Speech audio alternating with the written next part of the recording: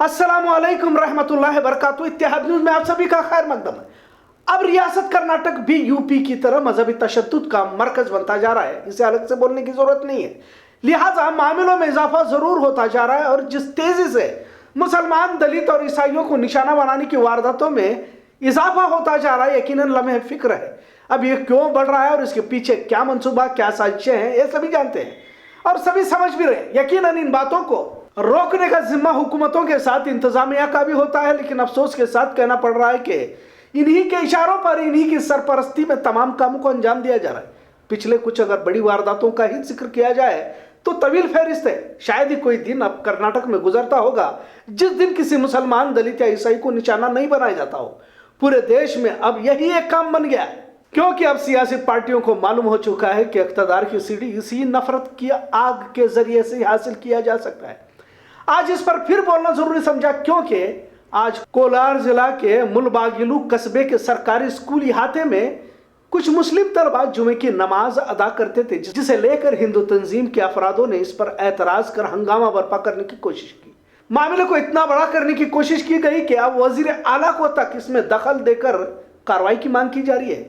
हासिल इत्तला के मुताबिक मुलबागिलू कस्बे के सरकारी स्कूल इहाते में पिछले कुछ महीनों से दोपहर खाने के वक्त में जुमा की नमाज अदा की जा रही थी। जाहिर है कुछ फिरका परस्त ज़हनियत के अफरादों को ये नागवार गुजरा और इन्हें गुजरना भी चाहिए, और इन्होंने इस पर हंगामा बर्पा करने की कोशिश करते हुए स्कूल इंतजामिया को घेरने की कोशिश की। यहाँ तक वजीर तालीम कोलार के एमपी मुनिस्वामी जिला तालीम महकमा से जवाब तलब किया गया। जिला तालीमी अफसरान ने स्कूल इंतजामिया से जुमे की नमाज पर सवालत पूछे। कुछ ने ऐसा ना होने की बात कही तो कुछ ने इसे रोकने का भी भरोसा दिलाया।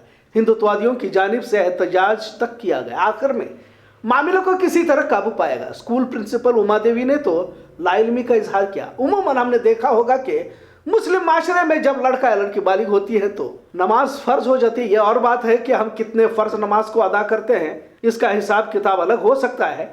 और नमाज या किसी भी धर्म की इबादत करना कोई गैर कानूनी अमल के आइन के खिलाफ नहीं है, बल्कि एक और इत्तला के मुताबिक ये बताया जा रहा है कि जुमे की नमाज को मुस्लिम बच्चे मस्जिद जाया करते थे। आने में अक्सर देरी होती थी, जिससे क्लासेस को देर पहुंचना होता था। लिहाजा स्कूल ने सहूलत की खातिर बच्चों को स्कूल आते में ही नमाज अदा करने की इजाज़त दी थी, और तब से कुछ ही मिनटों की नमाज के बाद दोपहर की छुट्टी में ही क्लासेस में बच्चे जाया करते थे। पर जिन्हें सिर्फ नफरत ही फैलाने की तालीम दी जाए वो अमन सुकून को कहाँ पसंद करते।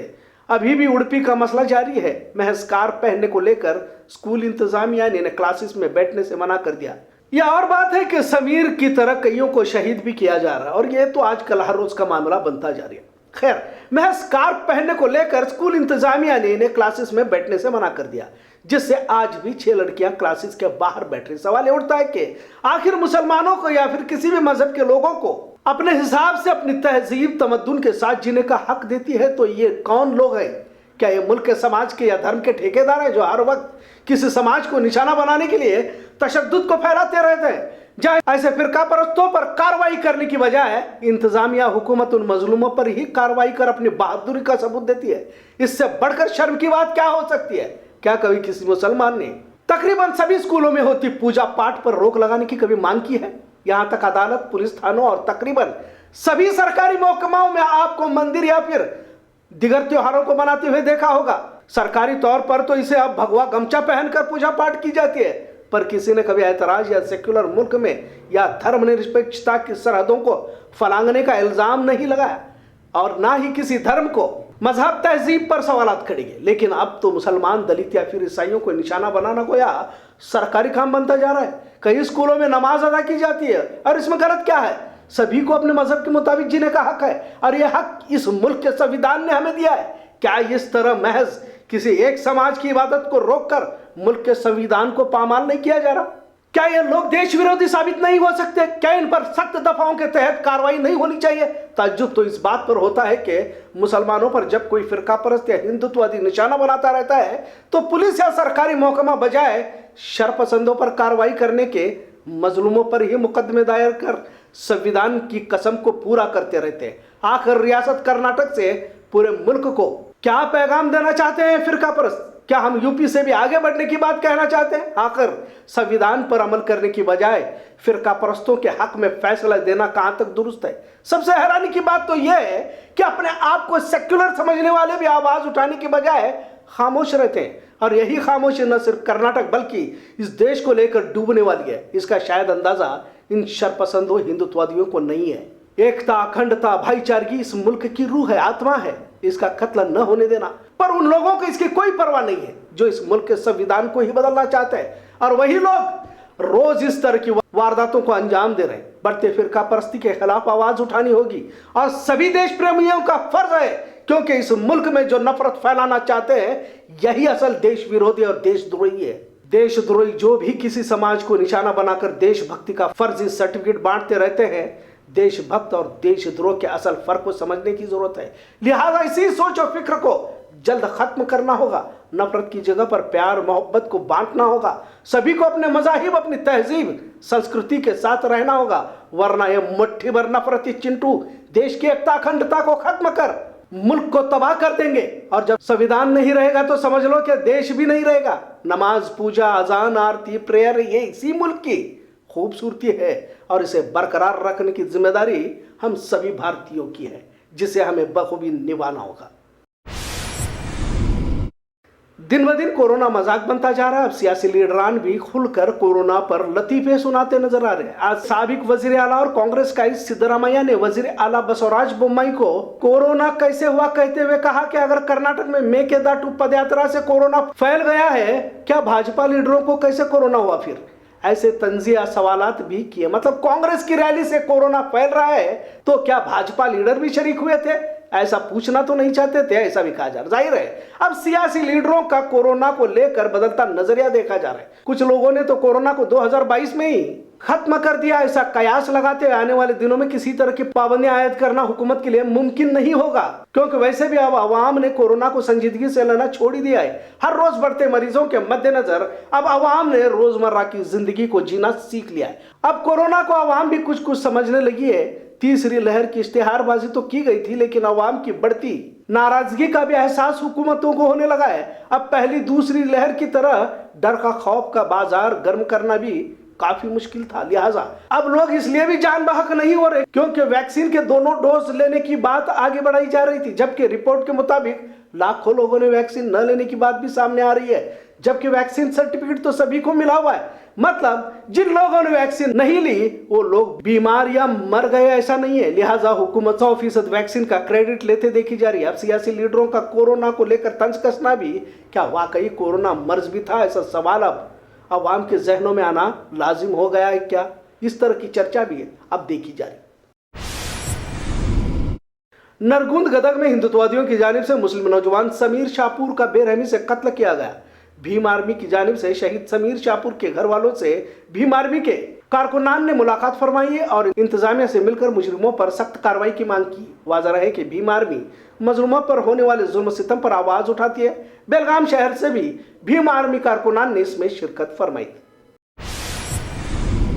आजकल लक्ष्मी हेब्बाळकर कांग्रेस का सतीश जारकिहोली की तारीफ करते थकते नहीं देखा जा रहा। आज भी एक इजलास में उन्होंने सतीश जारकिहोली को लेकर तारीफ के पुल बांधने शुरू किए। अपने भाई चंद्रा झट्टीवली की जीत के बाद लक्ष्मी हेब्बाळकर सतीश जारकिहोली से काफी मुतासिर हो चुकी है, ऐसा कहा जा रहा है। लिहाजा इनके जीने का तरीका, इनका सियासी, समाजी और तिजारती अंदाज भी काफी तजर्बा सिखा देता है इंसान को किस तरह सादगी इख्तियार करनी चाहिए, ऐसा भी इस वक्त उन्होंने कहा। ನಾನು ಸತೀಶ್ ಅಣ್ಣನವ್ರ ಬಗ್ಗೆ ಮಾತನಾಡಬೇಕಂದ್ರೆ ಯಾವಾಗಿದ್ರೂ ಒಂದು ಮಾತನ್ನ ಹೇಳ್ತೀನಿ, simple living and high thinking ಅಂತ ಹೇಳ್ತಾ ಇದ್ದೆ. ಯಾವುದೇ ಒಂದು ಕಾರ್ಯಕ್ರಮ ಮಾಡಲಿ, ಯಾವುದೇ ಒಂದು ವಿಚಾರವನ್ನು ಮಾಡಲಿ, ಬಹಳಷ್ಟು ಅದರ ಅರ್ಥ, ಈಗ ಏನು ಒಂದು ಚೊಕ್ಕದಾದಂಥ ಕಾರ್ಯಕ್ರಮ ಮಾಡಿದರೂ ಕೂಡ ಇಡೀ ರಾಜ್ಯದಲ್ಲಿ ಒಂದು ಆದರ್ಶಪ್ರಾಯವಾದಂಥ ಒಂದು ಕಾರ್ಯಕ್ರಮ ಆಯಿತು. ವಿಶೇಷವಾದಂಥ ವಿನೂತನವಾದಂಥ ಕಾರ್ಯಕ್ರಮಗಳನ್ನು ತಗೊಂಡು ಬರ್ತಾರೆ, ಸಮಾಜವನ್ನು ಪ್ರೇರೇಪಿಸ್ತಾರೆ, ವಿದ್ಯಾರ್ಥಿಗಳನ್ನ ಪ್ರೇರೇಪಿಸ್ತಾರೆ. ಆ ಹೆಲಿಕಾಪ್ಟರ್ ರೈಡ್ ಏನಿದೆಯಲ್ಲ, ನಾನು ಬಹುಶಃ ನನ್ನ ಜೀವನದಲ್ಲಿ US ಹೋದಾಗ ಮೊದಲನೇ ಬಾರಿ ಹೆಲಿಕಾಪ್ಟರ್ನಲ್ಲಿ ಓಡಾಡಿದೆ 2010ರಲ್ಲಿ. ಅಲ್ಲಿವರೆಗೆ ನಾನು ಹೆಲಿಕಾಪ್ಟರ್ ಹತ್ತಿರಲಿಲ್ಲ. ಆದರೆ ಸತೀಶಣ್ಣ ಜಾರಕಿಹೊಳಿಯವರು ಅಂಥ ಒಂದು ಅವಕಾಶವನ್ನು ವಿದ್ಯಾರ್ಥಿಗಳಿಗೆ, ಯಾಕಂದರೆ ಅವರು ಅದರಿಂದ ಪ್ರೇರಣೆಗೊಳ್ಳಿ ಅಂತ ಹೇಳಿ ಆ ಒಂದು ಕಾರ್ಯಕ್ರಮವನ್ನು ವಿನೂತನವಾಗಿ ತಗೊಂಡು ಬಂದರು. आज सोशल मीडिया पर एक वीडियो वायरल हो चुका है, काफी बेलगाम का है, जिसमें एक शख्स सड़क हादसे में जख्मी पड़ा हुआ है। यह सड़क हादसा बेलगाम बीजापुर अथनी के करीब का है, लिहाजा सियासी लीडरान के नामों के साथ बजाय सियासत और एक दूसरे को निशाना बनाने के, एक दूसरे को नाकामी के लिए जिम्मेदार ठहराने से बेहतर सड़क बनाने की तरफ तवज्जो देने की भी बात करते इस वीडियो में देखा गया। आइए इस वीडियो को भी देखते हैं, जिसका तस्करा आज दिन भर रहा। खबरों का सिलसिला यूं ही चलता रहेगा। देखते रहिए इत्तेहाद न्यूज़। शुक्रिया, अल्लाह हाफिज। ये कागवाड़ तालूका ಮತ್ತು ಅಥಣಿ ತಾಲೂಕಾ MLAಗಳು ಶಾಸಕರ ಶ್ರೀಮಂತ ಪಾಟೀಲ ಮಹೇಶ್ ಕುಮಟಳ್ಳಿ ಆಧಾರೋ ಏನು ಸತ್ತಾರೋ ಈ ಬೆಳಗಾವಿ ಜಿಲ್ಲಾ ಉಸ್ತುವಾರಿ ಬಿ ಆದಾನೋ ಏನು ಸತ್ತಾನ ಏನು ತಿಳಿವತ್ತು ಈ ಬಿಜಾಪುರ ಜಿಲ್ಲಾ Bijapur to Kolar Bijapur to Belagavi road ಹದಗೆಟ್ಟು ಹೋಗೈತಿ ಹಿಂಗೆ ಬಸ್ ಡ್ರೈವರ್ ಈಗ ಈ ಮೋಟರ್ ಸೈಕಲ್ದವಂಗೆ ಹೊಡೆದ ಹಿಂಗೆ ವಾರದಾಗ ಏನ್ರ ಒಂದು 7-8 ದಿವಸ ವಾರದಾಗ 7-8 ಸಾಯ್ಲತ್ತಾವು ಈ ಒಬ್ಬರ ಮ್ಯಾಗ ಒಬ್ಬರು ಟೀಕಾ ಮಾಡೋದು ಹೊಯ್ಕೊಳ್ಳೋದು ಬಿಡ್ರು ಇದು ಹಾದಿ ಆದ ಪೈಲ ಮಾಡ್ರಿ ಬೆಳಗಾವಿ ಜಿಲ್ಲಾದಾಗ ಈ ರೀತಿ ಟ್ರ್ಯಾಕ್ಟರ್ ಬರ್ತಾವು ರೈತರ ಕಬ್ಬು ಬರ್ತಾವು ಈ ರೀತಿ ಬಸ್ ಡ್ರೈವರ್ಗಳು ಏನು ಮಾಡೋದು ಬಸ್ ಡ್ರೈವರ್ಗೆ ಈಗ ಹಾಸಿಗೆ ಮೋಟರ್ ಸೈಕಲ್ದವಂಗ ಈಗ ಸ್ವಂತ ನಮ್ಮ ತಮ್ಮಾಗ ಮೊನ್ನೆ 5 ಲಕ್ಷ ರೂಪಾಯಿ ಹಾಕ್ಕೊಂಡು ಬಂದ ಅದು ರಿಪೇರಿ ಮಾಡಿ ಮನ್ಯಾಗ ಬಿಟ್ಟಿದ್ದೇವೆ ಟ್ರ್ಯಾಕ್ಟರ್ದವ್ರಿಗೆ ಬ್ರೇಕ್ ಇರಂಗಿಲ್ಲ ಈ ರೀತಿ ಇರ್ತಾರೋ ಮತ್ತು ಈ ರೀತಿ ರೋಡ್ ಐತಿ ರೈತರೇನು ಹೊಯ್ಕೋಬೇಕು ನಿಮ್ಮ ಹೆಸರ್ಲೆ ಬೆಳಗಾವಿ ಜಿಲ್ಲಾ ಉಸ್ತುವಾರಿ ಯಾವ ಗೋವಿಂದ ಕಾರಜೋಳ ಎಲ್ಲದೀವು ಇವು ಮತ್ತು ಮಹೇಶ್ ಕುಮಟಳ್ಳಿ ಎಲ್ಲದೀವು ಶ್ರೀಮಂತ ಪಾಟೀಲ್ ಅದಾನೇನು ಸತ್ತಾನೂರು ಕರ್ನಾಟಕ ಮಹಾರಾಷ್ಟ್ರ ಬೆಂಗಳೂರದಾಗ ಕೂತು ಹೊಯ್ಕೋತಿರ್ಲಕ್ರು ಇವು ಕರ್ನಾಟಕ MLA ಮಹಾರಾಷ್ಟ್ರದ ಸಾಂಗ್ಲ್ಯಾಗ ಹೋಗಿ ಬೀಳ್ತಾನ ಅವಂದು ಯಾವ ಮಾತಾಡಂಗಿಲ್ಲ ನೀವು ಒಬ್ಬರ ಮ್ಯಾಗ ಒಬ್ಬರು ಟೀಕಾ ಮಾಡೋದ ಹೊಯ್ಕೋದ ಬಿಡ್ರಿ ನಿಮ್ಮ ಕ್ಷೇತ್ರದಾಗ ರೋಡ್ ಮಾಡ್ರಿ ಈಗ ಇವು ಟ್ರ್ಯಾಕ್ಟರ್ ಅದು ನೋಡ್ರಿ ಇದು ಬಿಜಾಪುರ ಟು ಬೆಳಗಾವಿ ರೋಡ್ ಇದು ಹೊಯ್ಕೊಳತೈತಿ ಜನ ಡೈಲಿ ಬಿದ್ದು ಸಾಯ್ತಾ ಇರ್ತಾರು ಈ 108 ಆಂಬುಲೆನ್ಸ್ದವ್ರ ಮಿರಜ್ದಾಗ ಹೋದ ತಲೆ ನೋವು ಇತ್ತಂದ್ರೆ ಹೊಟ್ಟೆ ಡಾಕ್ಟರ್ ದವಾಖಾನ್ಯಾಗ ಹೋಗಿತ್ತಾರು 5,000 ಕಮಿಷನ್ ತೊಗೊಂಡು ಬಂದುಬಿಡ್ತಾರು ಅಲ್ಲಿ ದನ ಕಡ್ದ ರೈತರದ ರಕ್ತ ಹಿರಿತಾರಲ್ಲ ಡಾಕ್ಟ್ರುಗಳು ಮಹಾರಾಷ್ಟ್ರದಾಗ ಮಿರಜ್ ಸಾಂಗ್ಲ್ಯಾಗ ರೋಡ್ ಮಾಡ್ರೆ ಗೋವಿಂದ ಕಾರಜೋಳ ನಿಮ್ಮ ಬಾಗಲಕೋಟೆ ಜಿಲ್ಲಾ ಒಂದು ಬಳ್ಳಾರಿ ಕೀಳಕ್ಕಾಗಂಗಿಲ್ಲ ಬೆಳಗಾವಿ ಜಿಲ್ಲಾ ಉಸ್ತುವಾರಿ ತೊಗೊಂಡು ಏನು ಮಾಡತ್ತಿಪ್ಪ ನೀ ಬೆಳಗಾವಿ ಜಿಲ್ಲಾ ಉಸ್ತುವಾರಿ ತೊಗೊಂಡು ಏನು ರೋಡ್ ಎಲ್ಲಿ ಮಾಡಿದಿ ಏನು ಮಾಡಿದಿ ಇವ್ ಬಸವರಾಜ್ ಯತ್ನಾಳ ಎಲ್ಲಾರ ಬದಲ್ ಟೀಕಾ ಮಾಡೋದು ಬಿಡು Bijapur to Belagavi Paila road ಮಾಡೋದು ಮಾತಾಡ್ರಿ ಇವ್ ಪಿ ರಾಜು ಸಿದ್ದರಾಮಯ್ಯ ಸಾಹೇಬ್ರಿಗೆ ಟೀಕಾ ಮಾಡ್ತಿ ಏನು ನಿಂದ ಪೈಲ ಕುಡ್ಚಿದಾಗ ಹರುಗಿರಿ ಟು ಉಗಾರ ಹರುಗಿರಿ ಟು ಕಾಗವಾಡ ಪೈಲ ರೋಡ್ ಮಾಡ ಹರುಗಿರಿ ಟು ರಾಯಬಾಗ್ ರೋಡ್ ಮಾಡ ನಿಮ್ಮ ಕ್ಷೇತ್ರದಂದ್ ಬಿ ಜನ ಬಂದು ಆಕ್ಸಿಡೆಂಟ್ ಆಗಿ ದವಾಖಾನ್ಯಾಗ ಮಿರಜ್ ಸಾಂಗ್ಲ್ಯಾಗ ಬೀಳತ್ತಾರ ಎಲ್ಲ ಒಬ್ರ ಮ್ಯಾಗ ಟೀಕಾ ಮಾಡೋದು ಬಿಡ್ರಿ ರೊಕ್ಕ ಗಳಿಸೋ ಸಂಬಂಧ ರಾಜಕಾರಣ ಮಾಡಬೇಡ್ರಿ ಏನ್ರ ಜರ ರೈತರದ ಜನರದ ಕಾಳಜಿ ಮಾಡೋರ್ದಾರ ರಾಜಕಾರಣ ಮಾಡ್ರಿ ಇಲ್ಲಿಕ್ರ ಮನ್ಯಾಗ ಬಾಲ ಮುಚ್ಕೊಂಡು ಮನ್ಯಾಗ ಬೀಳ್ರಿ ಈಗ ಡೈಲಿ ಸಾಯ್ಲತ್ತಾವ ಯಾರು ನೋಡವ್ರಿ ಇದೆಲ್ಲ ಡೈಲಿ ಸಾಯ್ಲತ್ತಾವ ಹಿಂಗೆ ಕಾಗವಾಡ ತಾಲೂಕಾ ಬಿಜಾಪುರ ಟು ಬೆಳಗಾವಿ ಹವೆ ಇದೆ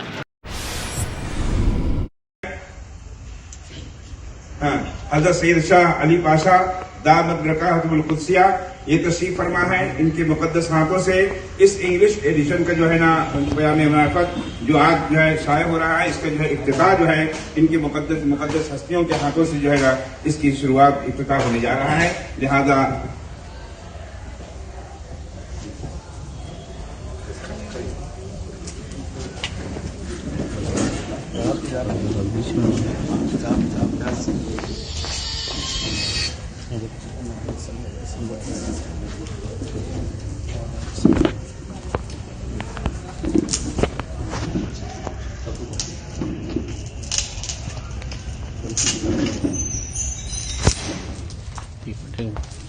बासीबान सज्जादा रशीम हज़रत सैयद उमर पीर बासीबान सैयद शाह अली पाशा इनके हाथों से इस मुकद्दस किताब की इफ्तिताह हो रही है। जलवा फरमा है पयामे मारिफत के मुसन्निफ पयामुल हक शाह कादरी दामद बरकातुहुल कुद्सिया इन मुकद्दस हस्तियों के हाथों से इस बाबरकत किताब की इजरा हो रही है।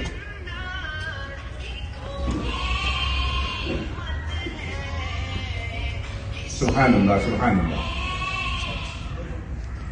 सामने करें पूरा सर बरत सामने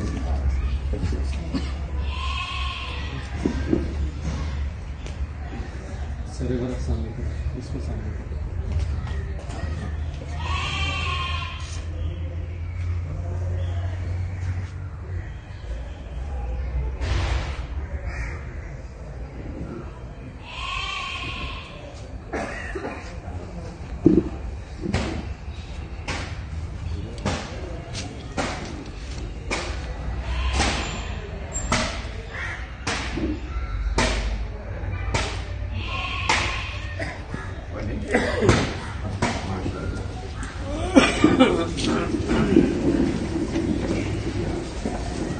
नहमदुहु व नसल्ली अला रसूलिल करीम, अम्मा बाद, फ़अऊज़ु बिल्लाहि मिनश शैतानिर रजीम व फ़ज़्ल बिस्मिल्लाहिर रहमानिर रहीम।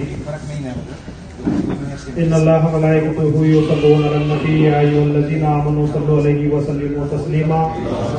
अल्लाहुम्मा सल्लि अला सय्यिदिना मुहम्मदिन व अला आलिहि व अस्हाबिहि अफ़ज़ल सलवातिक व अदद मालूमातिक व बारिक व सल्लिम। आज इस नूरानी मजलिस को जो सजाई गई है, बैंक ऑफ इंडिया है, यहाँ पे चलन भरने के लिए आया है। तो नेशनलाइज बैंक है ये, यहाँ पे नेटवर्क नहीं है। आप देख सकते हैं नो नेटवर्क करके यहाँ पे लिख के लगाया है।